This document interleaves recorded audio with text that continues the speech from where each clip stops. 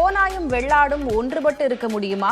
விசுவாசியும் துரோகியும் தோளோடு தோள் நிற்க முடியுமா? பதவிக்காக சிலர் கட்சியை காட்டிக் கொடுக்க தயாராக இருந்ததாக அதிமுக பொதுச் செயலாளர் எடப்பாடி பழனிசாமி குற்றச்சாட்டு.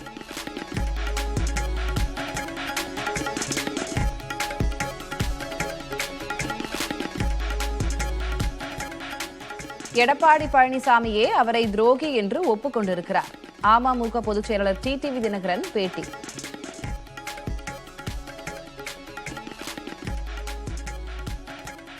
ஏதோ லாட்டரி சீட்டு மாதிரி குருட்டு யோகத்தில் பதவிக்கு வந்துட்டு துரோகத்தினுக்கு ஒரு எம்பளம் பொண்ணுன்னா பழனிசாமி தான்ங்கிற அளவிற்கு இன்னைக்கு தமிழ்நாட்டில் மக்களுக்கு முன்னெல்லாம் எட்டப்பண்ணு கேள்விப்பட்டிருக்கோம். அதே மாதிரி வருங்காலத்தில் பழனிசாமியின் பெயர் தமிழ்நாட்டு வரலாற்றில் ஒரு துரோகி அப்படின்னா பழனிசாமி ஞாபகம் இருக்கின்ற அளவுக்கு செயல்பட்டு கொண்டிருப்பவர். அவரே தெரியாமலேயே தான் தான் அந்த துரோகி அப்படிங்கிறத ஒத்துக்கிட்டு இருக்கார். அப்படிதான் நான் இதை பார்க்கிறேன். அதிமுகவை சுயலாபத்திற்காக இபிஎஸ் பயன்படுத்துவதாக கேசி பழனிசாமி குற்றச்சாட்டு. தாவேக்காவை மனதில் வைத்துக் கொண்டு கூட்டணி என பேசுவதாகவும் சாடல்.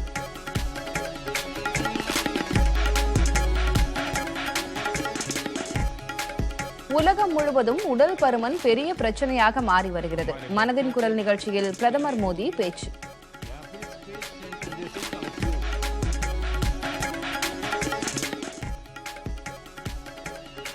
அதிக குழந்தைகளை பெற்றுக்கொள்ள நினைத்தால் தமிழ்நாட்டோடு யாரும் போட்டி போட முடியாது. மக்களவை தொகுதி மறுசீரமைப்பு விவகாரத்தை சுட்டிக்காட்டி முதலமைச்சர் மு க ஸ்டாலின் பேச்சு.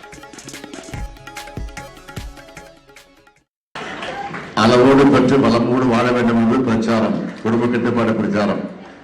அதை நாம் தொடர்ந்து கடைபிடித்த காரணத்தால் தான் இன்றைக்கு தொகுதி மறுசீரமைப்பு வருகிற போது நாடாளுமன்ற தொகுதியும் குறைக்கப்படக்கூடிய சூழல் ஏற்பட்டிருக்கிறது. இப்படி பார்த்தால் அதிகம் பெற்றிருக்கலாம். நம்ம விட அதிகம் பெறக்கூடிய திறமை யாருக்கு எந்த நாட்டிற்கு எந்த மாநிலத்திற்கு இருக்காது. ஏனென்றால் நாமெல்லாம் தமிழர்கள். ஆனால்தான் மும்மொழி கொள்கையை நாம் ஏற்றுக்கொள்ள முடியாது. இருமொழி கொள்கை தான் எங்களுக்கு வேண்டும் என்று சொல்லுகிற ஆற்றல் நாம் பெற்றிருக்கிறோம்.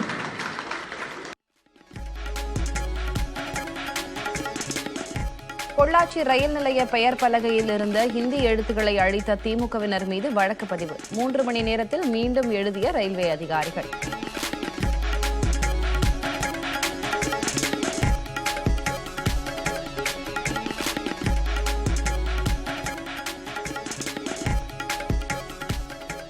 சென்னை கீழ்ப்பாக்கம் தனியார் பள்ளியில் ஹிந்தியில் கவிதை சொல்லாத 3ஆம் வகுப்பு மாணவனை அடித்ததாக புகார். பெற்றோர் புகாரின் பேரில் ஹிந்தி ஆசிரியை பணியிடை நீக்கம்.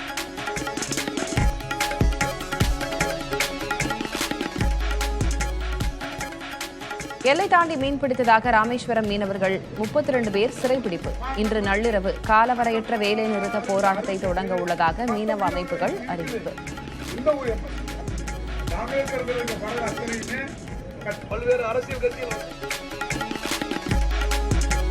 தமிழ்நாடு முழுவதும் நாளை 1000 முதல்வர் மருந்தகங்களை தொடக்கி வைக்கிறார் முதல்வர் மு க ஸ்டாலின். அரசு மருத்துவமனைகளில் வழங்கப்படும் மருந்துகள் நிறுத்தப்படாது என திமுக எம்எல்ஏ எழிலன் விளக்கம்.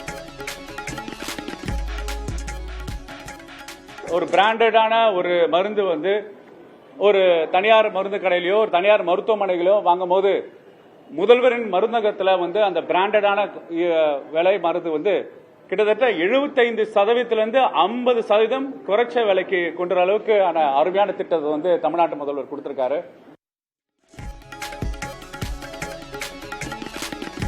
காரைக்குடி அழகப்பா தொழில்நுட்ப கல்லூரி மாணவிக்கு பாலியல் தொல்லை. விடுதி காவலாளியை கைது செய்து காவல்துறை விசாரணை.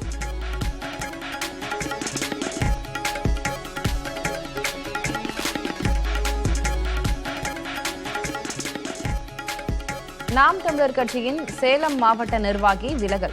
துரோகியாவதை விட எதிரியாவதே மேல் என முகநூலில் பதிவு.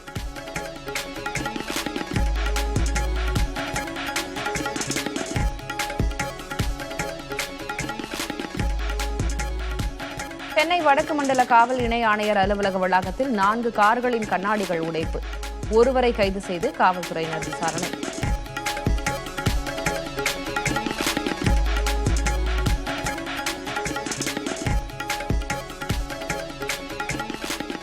அண்ணா பல்கலைக்கழக பாலியல் வழக்கில் கைதான ஞானசேகரன் மீதான கொள்ளை வழக்குகளில் 100 சவரன் நகைகள் பறிமுதல். வேறு குற்றச்சம்பவங்களில் தொடர்புள்ளதா என காவல்துறை விசாரணை.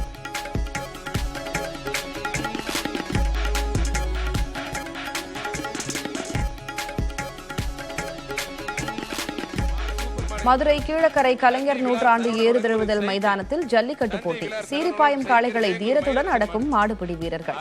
சூப்பர் காளை உரிமையாளர் வெள்ள தம்பி தம்பி பிங்க் கலர் டி-ஷர்ட் இப்ப ஒரு ஆள் அந்த மாட்டின் உரிமையாளர் வாளை பிடிச்சினா ஜெயில்ல போயிடுவேன். கத்தோலிக்க திருச்சபையின் தலைவர் போப் பிரான்சிஸின் உடல்நிலை தொடர்ந்து கவலைக்கிடம். நிமோனியா பாதிப்புக்கு தீவிர சிகிச்சை அளிக்கப்பட்டு வருவதாக தகவல்.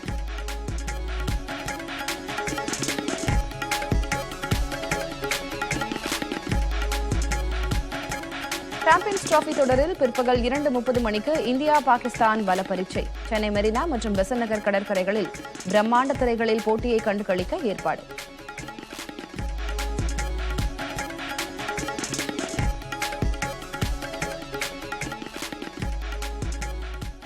2017 ஆல்ரெடி நம்ம இந்தியா வந்து பாகிஸ்தான்கிட்ட தோத்துருக்கோம்.